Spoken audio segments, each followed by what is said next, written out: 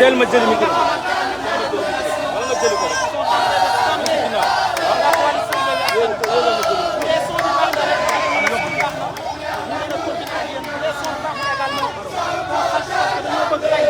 tous les événements jéem ci ànd ak ñun kon voilà nous sommes ici à Kaolack avec la caravane de la coalition Yewwi Askan Wi ñu ànd di liggéey wan leen li nga xamante ne moo fi am tey nag bu sooree reportage boo xamante ne ce sera double parce que maa ngi ci war a ànd ak également sama xarit sama confrère Ibrahima Diallo man également dinañu jox ay impression mais balaa ñu tàyyaat xam ngeen xamal ñu ne rek tout est bon si bu ñu defee bon rek incha allah ñu mën a liggéey bi doon def ci moom voilà si le son est bon rek si le son est bon mën nañoo continuer def liggéey bi bu baax a baax.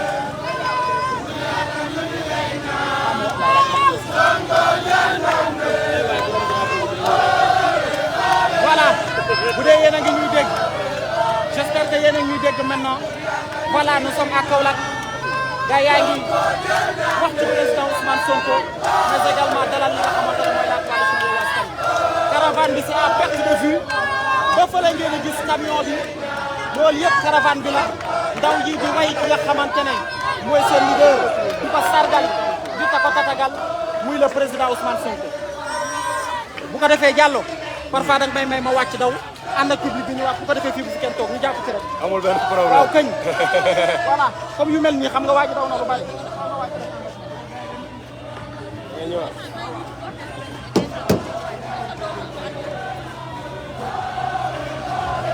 bi tàng na de.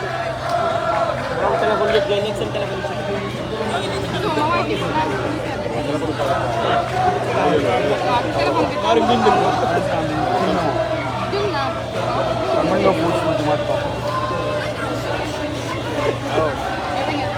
négocier rek. daal ma kottu leen. waaw téema waaw. Wow, jour 4, nous sommes à Medina Baye, c'est dans la commune de Kaolack, département de Kaolack, région de Kaolack, jour 4 de la caravane nationale de Yewwi Askan Wi avec les leaders de cette coalition, à la tête le président Ousmane Sonko, mais aussi les autres leaders, le président Khalifa Sall, le président Déthié Fall, le président Cheikh Tidiane Youm, le président Cheikh Tidiane Dièye et tous les autres, machallah, et la dame de fer Maïmouna Bousso qui accompagne cette caravane nationale de Yewwi Askan Wi. Nous sommes au jour 4 de cette caravane. Aujourd'hui, nous sommes à Kaolack après avoir fait la troisième journée dans le département de Fatick, mais aussi dans le département de Mbour. Une belle journée marquée par une symbiose gigantesque entre le leader Ousmane Sonko et l'ensemble de ses militants et sympathisants venus de partout du département de Mbour qui ont accompagné pendant plusieurs heures la caravane des leaders de Yewwi Askan Wi. Après, nous avons fait cap dans le département de Fatick avec dans le Sine,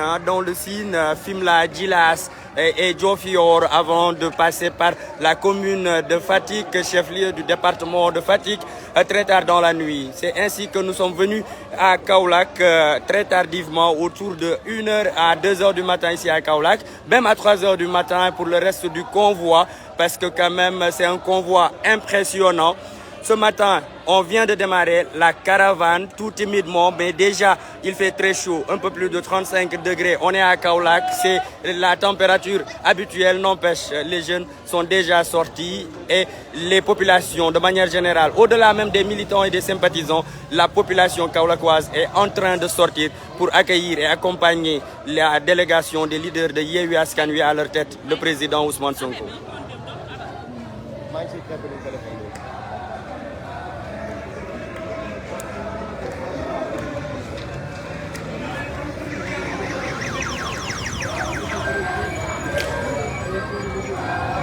waaw mbokki internautes yi ñoo ngi fii nga xamante ni moo di Medina Baye ku ne Medina Baye xalaat Cheikh al Islam Barham tey ñoo ngi fii nii ci dëkkam bu sell bi fii la ñu fanaan ñu tijjil ñu këru gan yi ñu accueillir ñi nga xamante ne moo di délégation Yewwi Askan Wi ñu accueillir ñu teral ñu xalif bi ñu ngi koy sant di ko gërëm vraiment accueillir nañ ñu teral nañ ñu fii la ñu fanaan ay 3 heures du matin lañ fi agsi waaye tey moo tax ni bu ñu yeewoo def ziar bu ndaw ci xalif bi moo tax leader yi génn nañ ni à 13h passé pratiquement 14h moo jot pour démarrer li nga xamante ni moom mooy caravane nationale leader Yewwi Askan Wi mu di jour 4 bi étape bi nga xamante ni moom la ñu jagleel Kaolack di leen wax ni bu ci kanamee war nañ mën a dem fi nga xamante ni moo di Kaffrine Kaffrine war a àgg itam tey Tamba tey muy journée bu 10 à 10 bu tàng lool itam ndax dina tàng ndax zone bi dafa tàng waaye détermination ak engagement leader Yewwi Askan Wi ànd ci ak seen ay militants ak ay sympathisants fas yéene nañ doxal ci loo xamante ni comme démb ni ñu def Mbour vraiment toj nañ ko rajax di ko ki nga xamante ni moom moo di Madické Niang doon waxee donc ci loolu noonu la ñuy dox nii caravane baa ngi soog a démarré daanaka boo leen seenee immeuble ba leen nekk au fond moom mooy këru gan yi ñoo ngi soog a génn waaye léegi mu mat 30 minutes mënuñu fexe ba avancé ndaxte fi ñu toll nii xale yaa ngi génn jeunes yaa ngi génn ñu ngi leen di bàyyi tuuti ak ambiance bi fii nii ci Kaolack Medina Baye.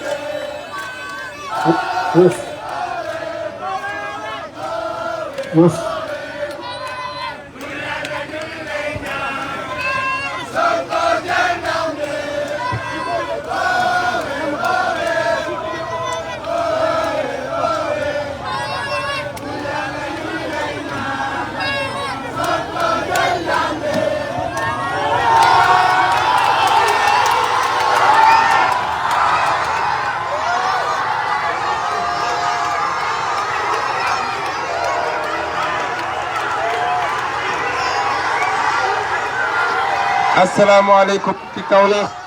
di nuyu waa gars yi ma ne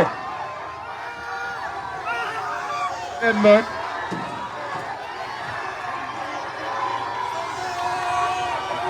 may leen ma une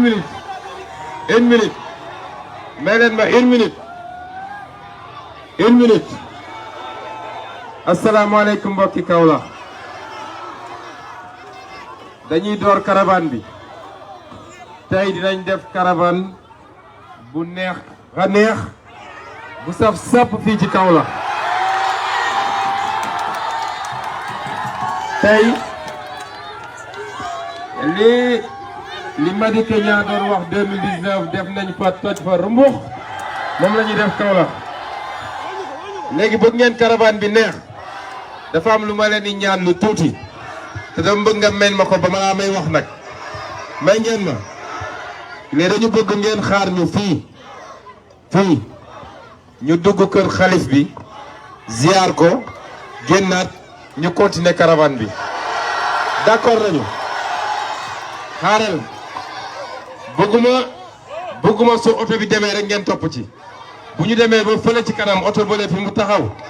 ngeen may ñu foofu tranquillement parce que ab kilifa la ñuy ziare ji bëgguñu mu doon politique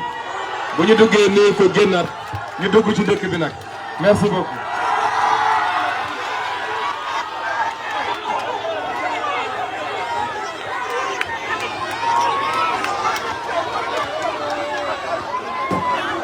waaw mi ngi noonu le message de Ousmane Sonko donc dañuy def lu dul arrêté live bi dem. ànd ak ñoom fi nga xamante ne moom moo di kër xalif bi comme dañ koy ziar après dinañ leen teftontel ay images yu jóge foofu noonu comme ni ko kilifa ga waxee rek mobilisation bi day arrêté ñu bàyyi ñi nga xamante ne ñoom ñoo war a dem foofu ñu dem foofu ñu ngi dellu si waat tout à l'heure ci caravane bi comme ni mu ko waxee tey Kaolack diñ koy toj rumbax kon noonu la jërëjëf on revient tout à l'heure en direct sur la page du président Ousmane Sonko.